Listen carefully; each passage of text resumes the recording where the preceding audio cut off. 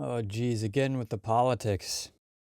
Remember that time Rolling Stone published an article about how eliminating seed oils from your diet makes you a right-wing conspiracy theorist?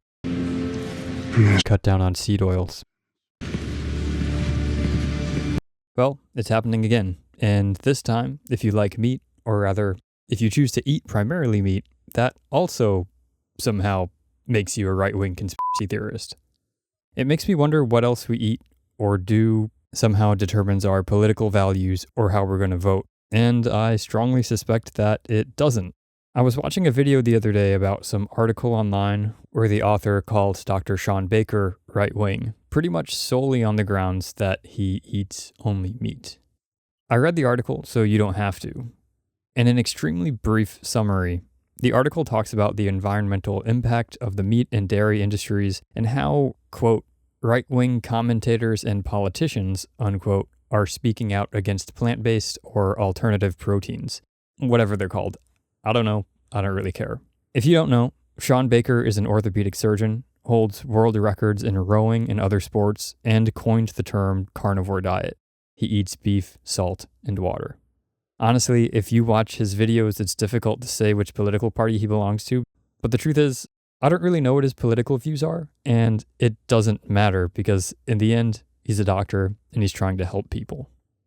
Sha Baker says all the time that he doesn't think everyone should be on a carnivore diet and refers to it as an interventional diet. That is, a diet to treat disease where maybe other interventions haven't worked for some people. He also readily admits when there aren't scientific studies to back up the carnivore diet, and also works to raise funding to do some of these studies. Somehow the authors of these sensational articles missed all this, probably because they've never actually watched any of his content.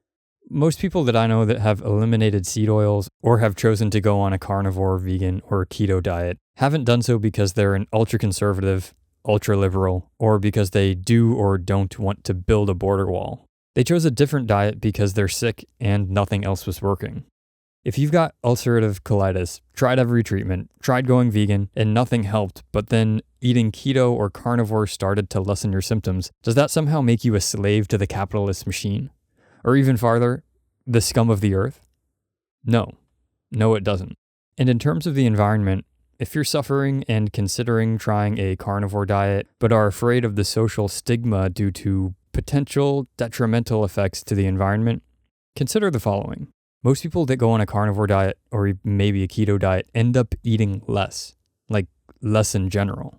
You'll probably stop drinking soda, you'll stop eating individually wrapped snacks, you'll stop ordering delivery several times a week, if for no other reason that they don't have anything on the menu that suits your carnivore diet, and you'll stop buying oils that take a ton of energy to process, which makes me wonder what the environmental impact is on making just like a single bottle of seed oil anyway.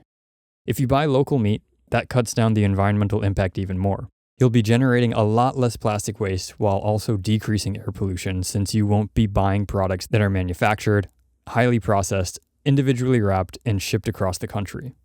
But the main point of this is that most people don't start an extreme diet because they're sticking it to the man. They do it because they're hurting and they want to improve their lives.